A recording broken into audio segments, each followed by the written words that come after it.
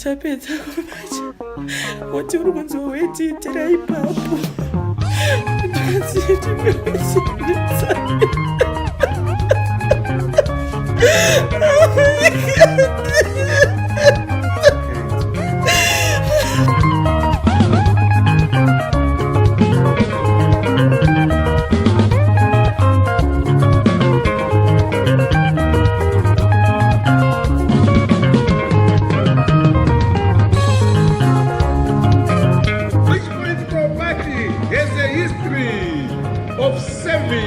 people.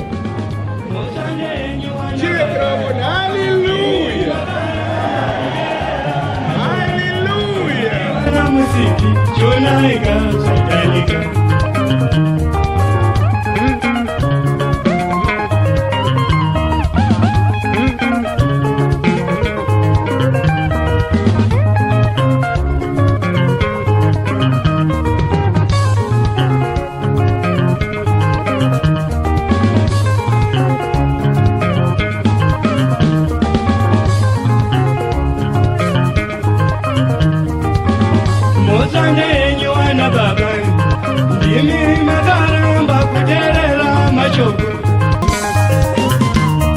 On this, the Free Talk.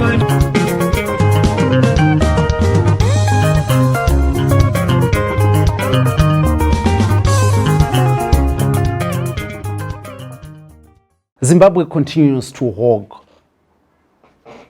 the limelight internationally, allegedly on the bed, unfortunately.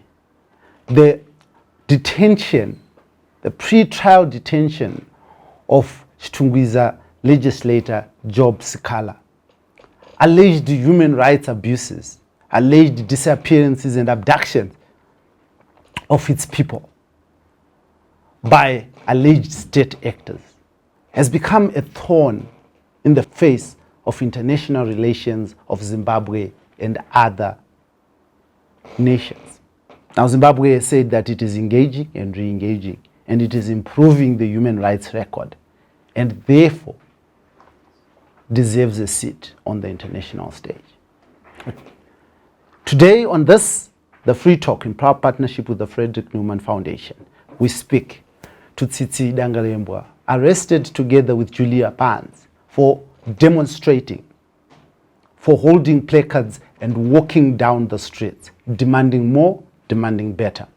They were arrested, they were convicted, and they are challenging that conviction. But Tsitsi Dangarembga joins me in studio via Zoom to have a discussion on pay the price for the freedom to speak. Here on this, the Free Talk. Join me just after this break for the in-depth conversation.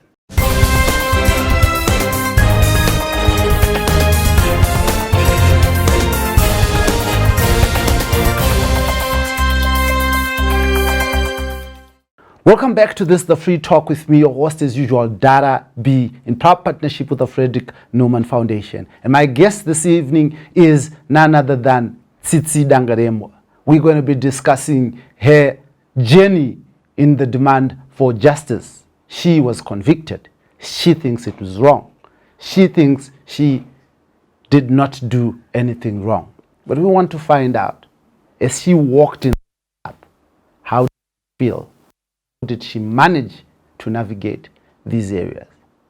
Good evening, Tsitsi, and thank you very much for joining me on this, the Free Talk. Tsitsi, you have been arrested and convicted in the Zimbabwean courts of law over your attempt to speak out. Now, let's talk about that first. I did have an entanglement with the Zimbabwean judiciary, which is ongoing. But can you be a bit more specific, please, about what you would like to know? Let's just talk about the ordeal first, then we can get into the specifics. Let's talk about the state. You said it's ongoing. What is it about? And just a general explanation on what happened. All right. So I was arrested in 2020 on the 31st of July. while I was standing by the roadside, bearing 2 placards that called for institutional reform in Zimbabwe and for the release of some people who had been detained without trial at the time, including Hopewell Chingono and Jacob Ngarivume. So apparently there was a police unit at Hatcliffe where they had expected there might be trouble. And some people must have seen me standing there and reported that I was standing there with another woman who was demonstrating with me called Julie Barnes, who was on the other side of the road. So the people in Hatcliffe received a phone call to go and arrest the 2 women who were standing on Borrowdale Road. So we saw a riot vehicle coming down with nearly 30 armed policemen in it, and it stopped.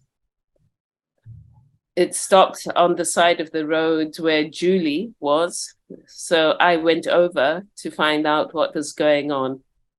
And we were told that what we were doing was illegal. I asked why it was illegal. I did not really receive an answer. They just merely repeated, what you are doing is illegal. So I decided that when people aren't listening to you, it's best not to try to make them listen to you. It's best to do what they ask you to do. So they said, get into the riot vehicle. So Julie and I got into the riot vehicle. We were taken to Borrowdale Police Station, where we were made to sit on the floor. Anyone who's been to Borrowdale Police Station when suspects have been arrested will know how people are made to sit on the floor behind the desk, behind the police officer. I'm not quite sure how that is meant to help the process of justice, but anyway, people are made to sit on the floor. And it was July, winter, so the floor was quite cold. So we continued to sit on the floor, but we sat on our posters to try and keep a bit warm. And then we saw some people who hadn't been on the scene before hurrying in and out, and there was quite a lot to do, people going in and out. We didn't know what was going on until they then asked for our posters. So we could no longer sit on our posters and we had to sit on the cold floor. After a couple of hours, we were transferred to Central, where we spent another several hours not knowing exactly what was happening. At Central, Zimbabwe Lawyers for Human Rights sent their lawyers to begin the case with us. And then towards evening, the charge sheet was prepared. And we were charged with attending a meeting with intent to incite public violence, breach of the peace, or acts of bigotry. And we were then taken, our fingerprints were taken. This must have been around 5 or 6 o'clock. We had been arrested at 11 o'clock in the morning. And we were taken down to the cells. That was quite a shock to me. But there had been several other people arrested for demonstrating on that day. And so we were all down there together. It wasn't just Julie and I.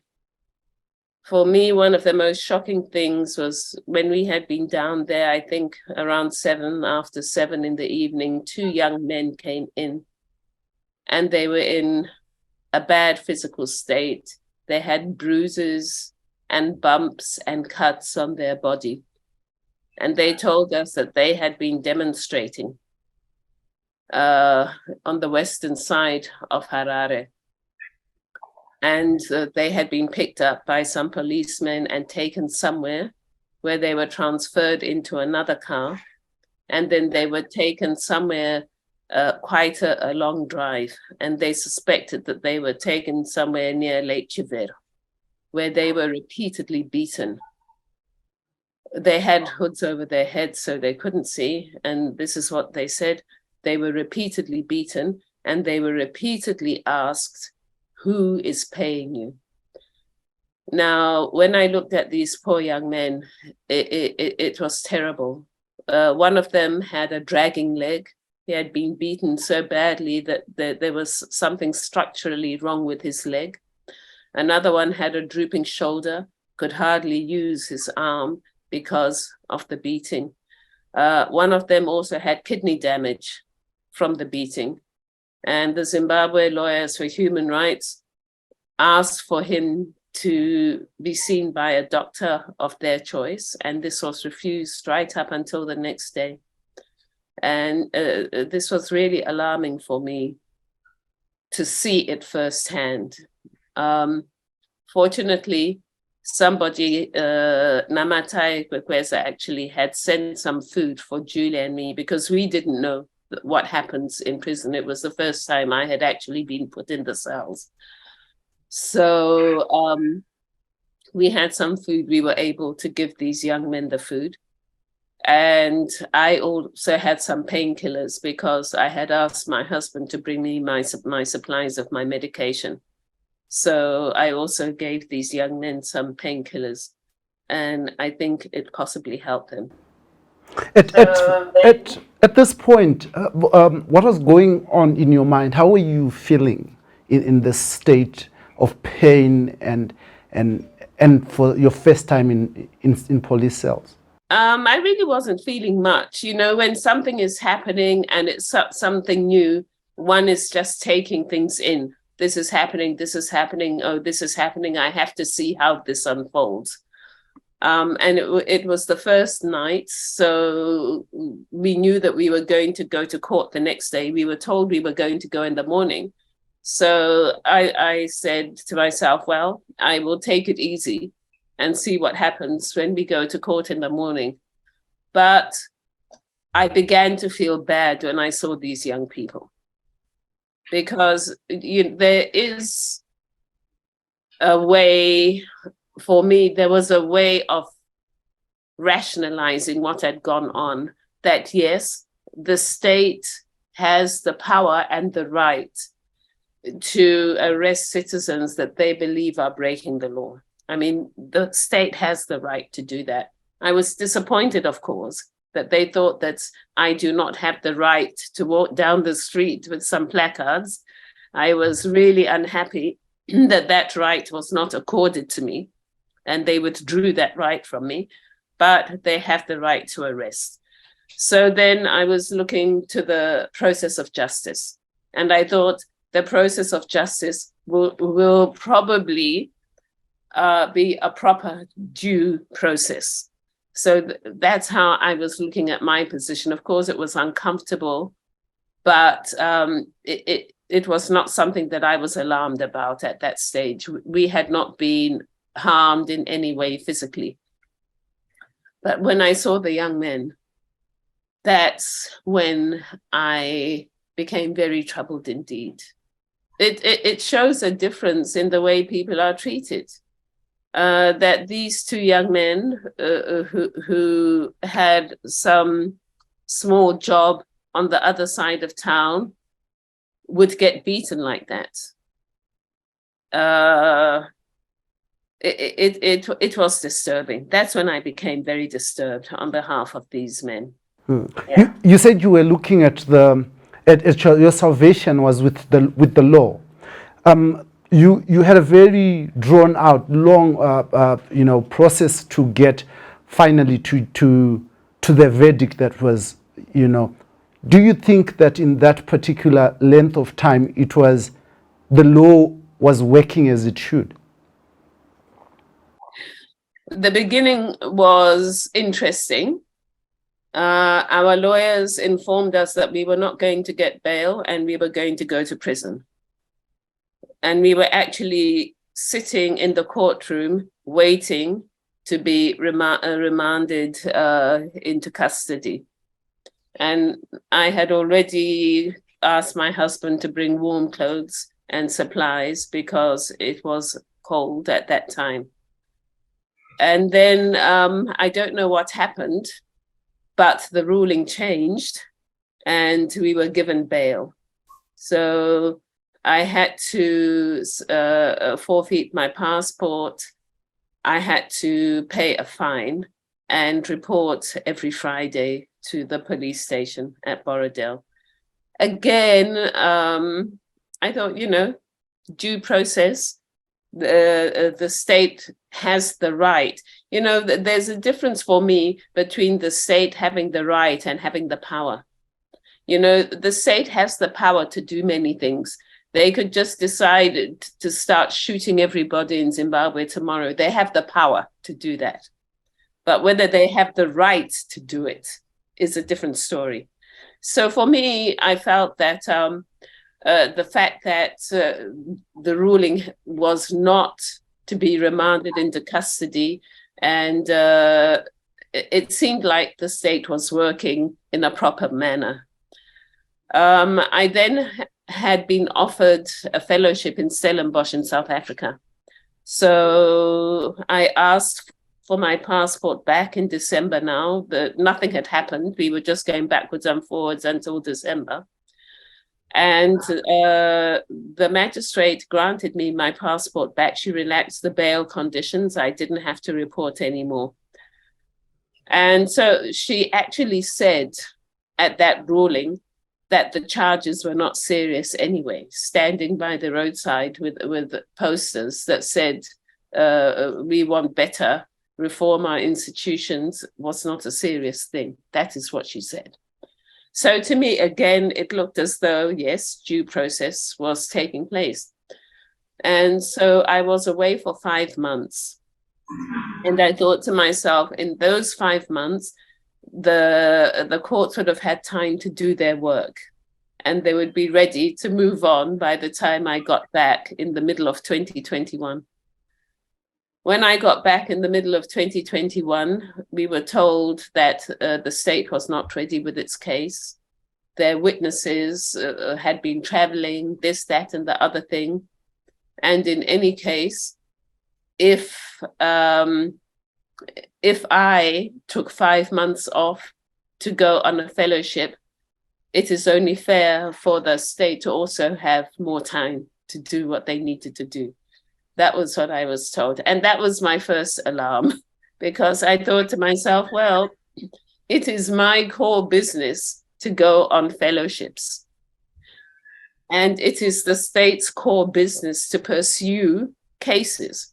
So while I was doing my core business, I would have expected that the state was also doing its core business so that it would be ready. But that appeared not to be the case.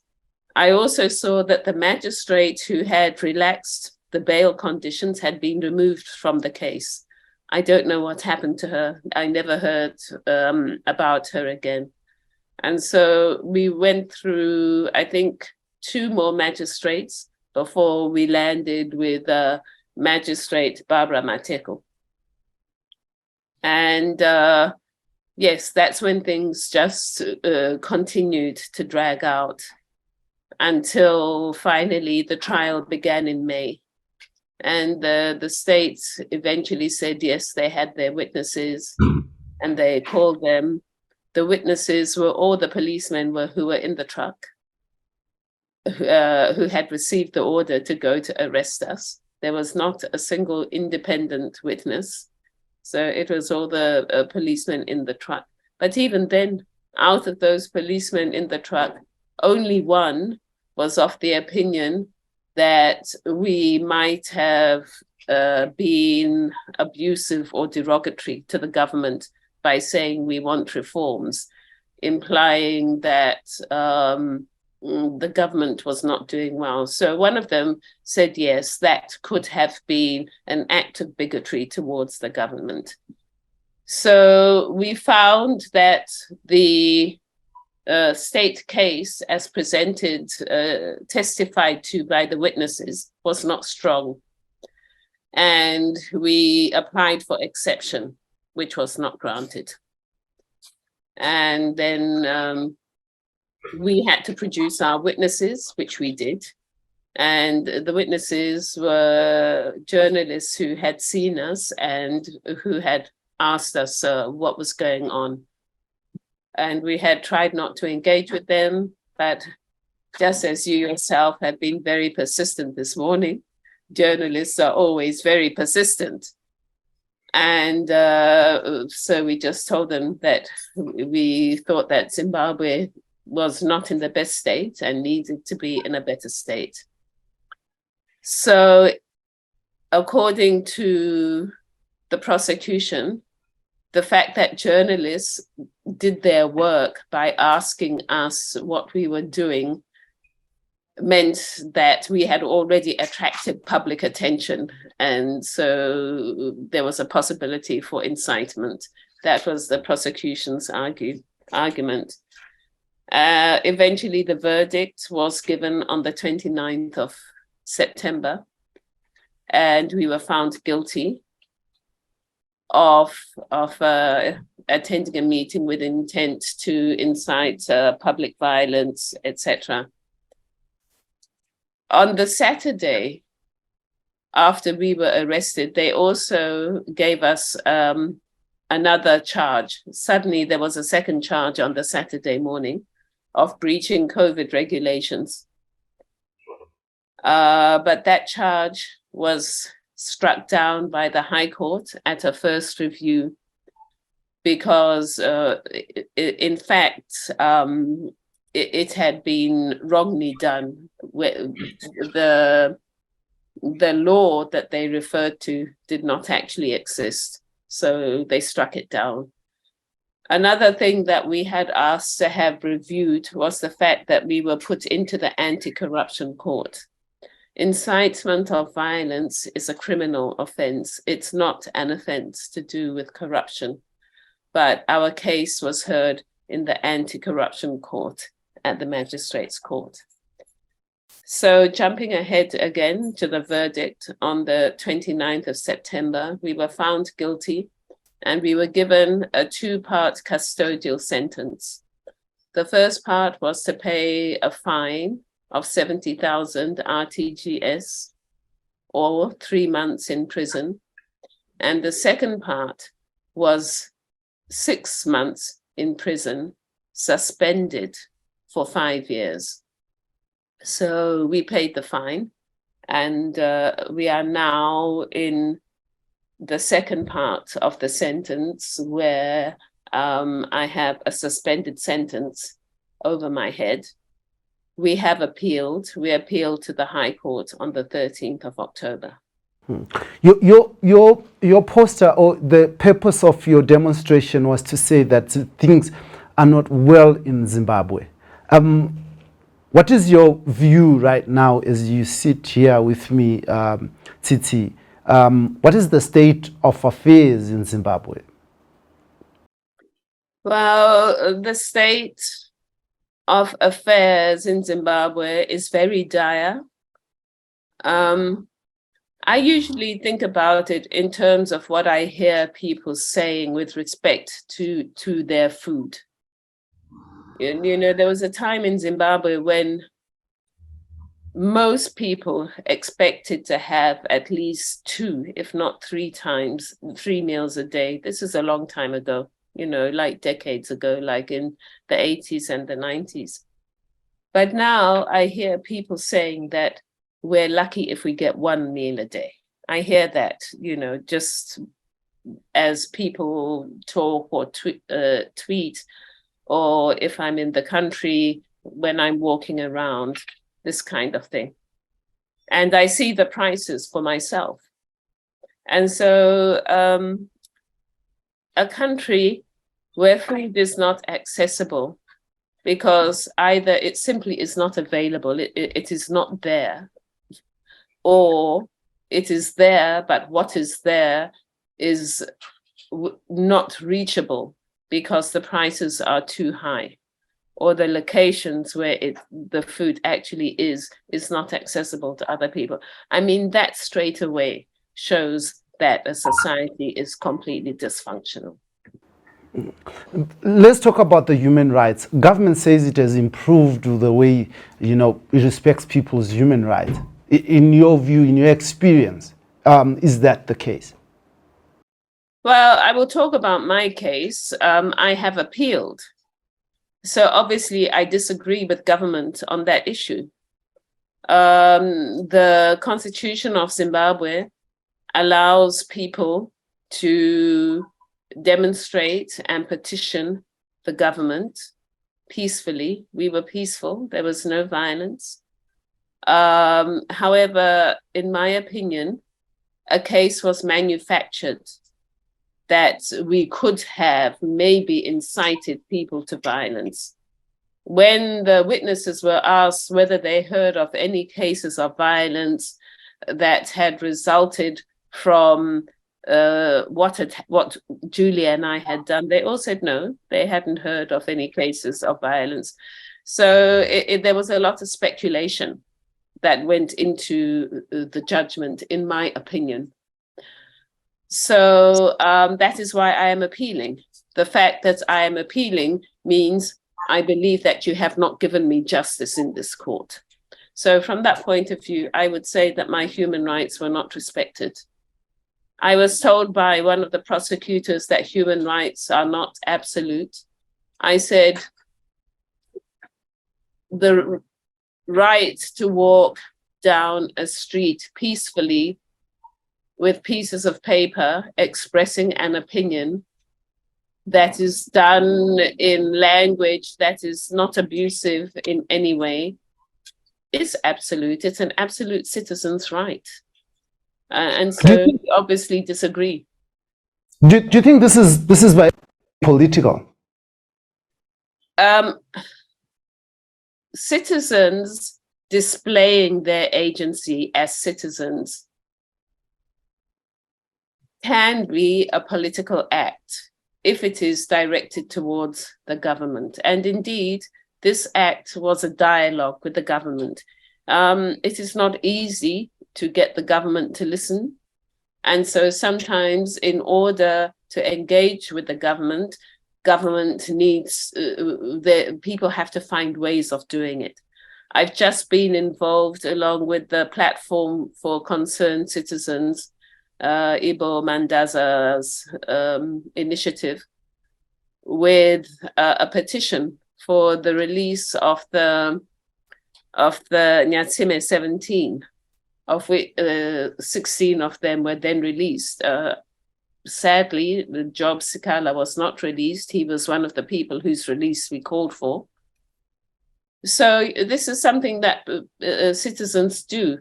I cannot understand a system that says, we are going to govern you, we are going to make laws that by which we are going to rule you, we are going to extract taxes from you in order to maintain services to you, and you must keep quiet. You cannot say a word. This silencing of a population is, in my opinion, an abuse of the right to freedom of expression. And do you think that in any way, like you said, the first magistrate who relaxed the bail conditions was then removed, do you think that there was political interference in the final verdict that came through?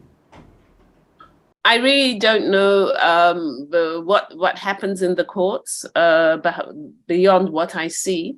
However, we do know that there was a time when the Chief Justice asked for all rulings to be sent to his office before being handed down. I don't know whether this was every court or just the High Court, but we know that that happened. And we know that there was an outcry. The lawyers and the judges themselves were against that ruling, and it was rescinded. However, the fact that it was rescinded means the message is still there. People still know that that is what is in the mind of government. When it was rescinded, we did not hear, oh, yes, you are quite right. That was an improper thing to do, and we need to do things properly. We did not hear that. So we can assume that those are the ideas that are still in the mind of the government until they tell us differently. Our president is on video, on record, of saying, we are the police, we are the army, we are the judiciary, we are everything. So again, that kind of utterance tends to make one think that whenever anybody does anything that the government does not like, they will interfere in a political manner. So that is the environment in which my trial took place. You have been accused of being sponsored by the West to challenge government, and this demonstration was one such a moment of you being sponsored. What do you say in your defense? Because you have been accused of trying to tarnish the image of the Zimbabwean government. But, you know, I don't even have to defend myself. I mean, if people want their imaginations to run riot, I think they're free. And I often say to people who tell me that, like on social media, I say, look, you've got such a good imagination. Why don't you put it to good use? We are in the digital age where imagination can actually earn you money. So why don't you put your imagination to good use? What does concern me, though, is we know that these are the tactics that were used during the liberation struggle. That when recruits went, they were assumed to have been sent by Ian Smith and were often beaten, if not always, and asked, who sent you? So what disturbs me is that there is a similarity with that kind of statement with what happened during a guerrilla war. So it seems to me that we have not really emerged from a guerrilla war scenario of behavior into a civilian nation state kind of behavior. And I find that very concerning. Tsitsi, when the verdict came and you were convicted, I read a tweet from Tinoedza Zvimwe. This is Joe Charamba's social media handle, the presidential spokesperson Joe Charamba, saying that you expect to be treated because you're an award-winning writer and you know your Western handlers are trying to force government. What is your take to such statements from huge political players like a presidential spokesperson?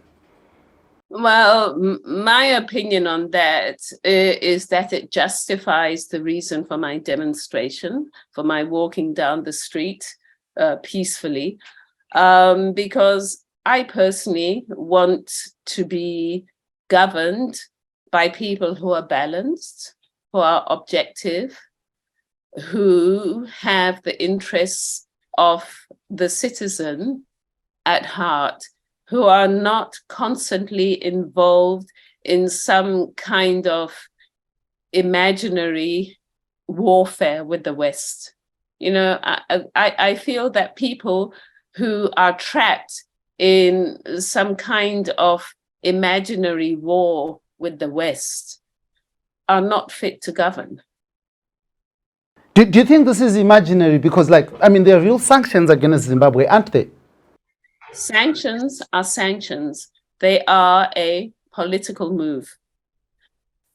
Politics is solved by politics. Now, what has Zimbabwe done to engage on the sanctions issue? What has actually been done? We have people like me being vilified, harassed, arrested. This is a response to sanctions, right? Because, oh, look, our people. Exactly the same during the liberation struggle. people were brutalized, they were burned, they had bits of their bodies cut off, not exactly the same, but there's a parallel. They had bits of their bodies cut off because, oh, you are working with Mr. Smith. And I am sure that every single family in Zimbabwe knows of a case in their extended family where that happened and it was not true. So that again is another sign of this war state continuing. And we know that people who suffer the trauma of war, veterans, soldiers all over, are traumatized because war is a traumatizing thing.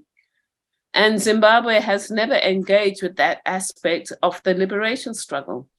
We have simply been calling it glorious and giving the people who enacted these deeds of wars upon Black bodies. We know that the people who suffered the most, who were brutalized the most during the war in terms of numbers, were Black Zimbabweans. And so now they're doing it again in a different form. It's verbal, but people are sometimes abducted, etc., etc. So I am very concerned about what I see as a failure to get out of a war mindset. This is why I asked, what has been done about the sanctions? Did the Zimbabwean government find, I don't know, maybe they did and they didn't tell us, did they find an intermediary who could go and say, we would like to discuss, can we sit down and discuss? I mean, this is what happened in the end at Lancaster House. They had to sit down and discuss. So have they done that? I've seen the demonstrations. I've seen them telling SADC to declare 25th October anti-sanctions. What real good has that done?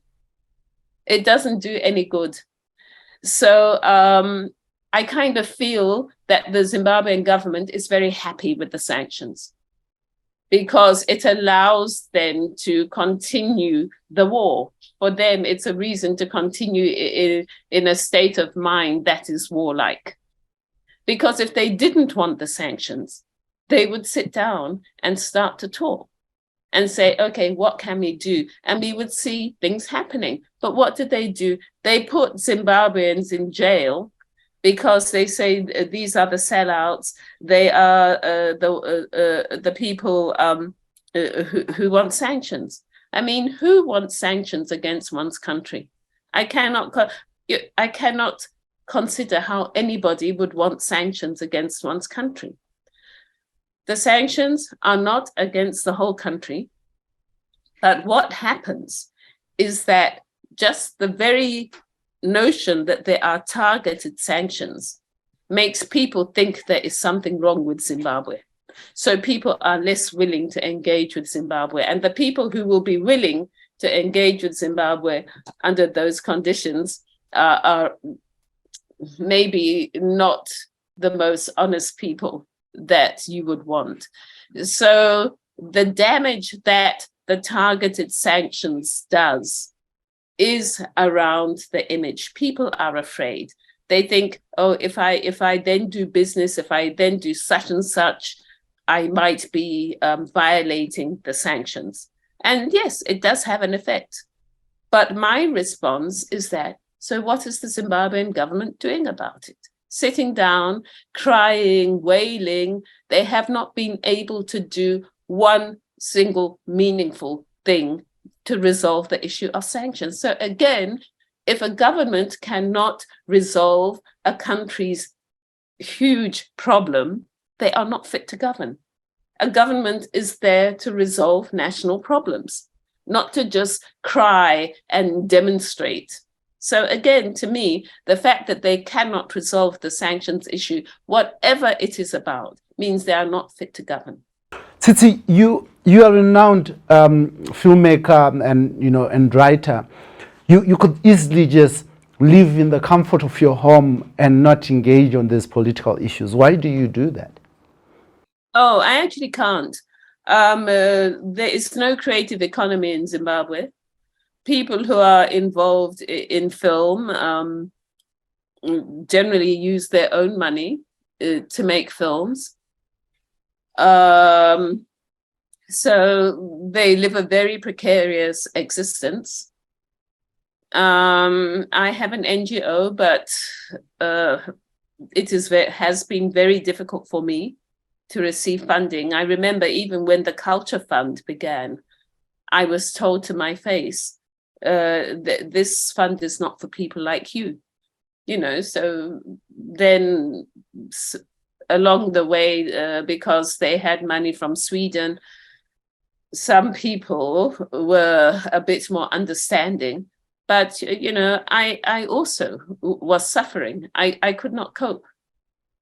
So I had to say something. And then I think to myself, if I am in a difficult situation where even paying school fees for my children is difficult, what more somebody else? That's one thing. If even somebody like me has financial problems, what more other people? When I demonstrated 2020, my career had not taken off at all. I had simply been nominated for the long list for the Booker Prize. But in all my career, I had not won a prize before. Now people say Nervous Conditions won the Commonwealth Prize for literature. It didn't. People are changing things in their minds. They're changing history. It did not win. I was shortlisted to represent Africa. And then we went to Sydney and an Australian woman won. So I actually was in a very difficult position. I was one of the people who could barely afford reliable transport. So I knew what it was like to be in these combis where they're speeding, or where young men are present, the windy or the conductor, whoever it is rubbing you up in the car. I know all about that. So sometimes you will see that a driver is endangering your life. So you will say, stop, put me down. But then you have to pay more money for the next leg, So I know how people are suffering because I had a taste of it. It was not exactly at the same level, but I understand it. Then the other thing that was a huge concern to me was being in town and seeing the young people moving through town in their uniforms and thinking, what is going to become of these young people? So let's say I'm talking maybe 8 years ago. These people, maybe now they are graduates. What are they doing? They're unemployed. We know they're unemployed because we know what the unemployment figures are. They are addicted to drugs and cough mixture and all sorts of things, because even government has now admitted that there is a huge problem. So these, in my opinion, these are the kinds of things that should make a responsible citizen stand up and engage with government and say, but hey, this isn't working. We do not pay taxes. We are not citizens of this country, allowing you to operate at international level and get money for development or whatever, simply for there to be no future for our children. I go to a church where there are no young people. When I started going to that church, we had a vibrant youth group. Now they're not there because the minute they can leave, they leave. So it's a church of middle-aged to elderly people and the youngsters who are still at primary school. So there's something that's not right about the country. And to then say everything that is wrong with the country is because of sanctions, to me means we have no idea about what we're meant to be doing. Because how can you say you are sovereign and yet the action of another country is destroying you and you have no answer? That means that de facto, you don't have sovereignty. How do you show your sovereignty? You show your sovereignty by standing up with that person who is challenging you and engaging. But no, what do? We go to the people, we make little children demonstrate in the heat and dance and sing silly songs. We throw people in jail. We get SADC to make pronouncements. It's very unfortunate, but it's not good governance. Let's maybe as we close, let's talk about the award that you have been just nominated about. Maybe just kindly explain to the people of Zimbabwe what it means to you and what it's about. Okay, this award I was nominated for was in 2020. It is the Booker Prize, which is considered to be the most prestigious prize in English-speaking literature. So it is most people's dreams to be nominated, and winning is something else. It comes with a whole lot of stuff. And in terms of money, it is not the richest prize in the English-speaking literary world. So, there's so many prizes. I mean, it's just a prize, but it's an important one. And so my name was in the news. At the time that I was arrested, I had already been nominated days before. So journalists had my name on their radar. So when I was arrested, this was a great story. A Booker Prize listed nominee arrested for walking down the street with some posters. It was a big story for them. And what would you, if you were to sit in the same room with the president of this country, President Emmerson Damuzumnanga, what would you share with him? I would say we have to go back to the drawing board.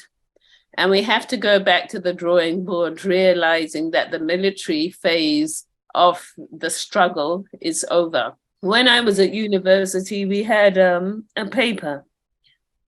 And the paper said transformation. It actually said revolution, but I don't believe in that word, because revolution is 360 degrees, so you end up where you were before.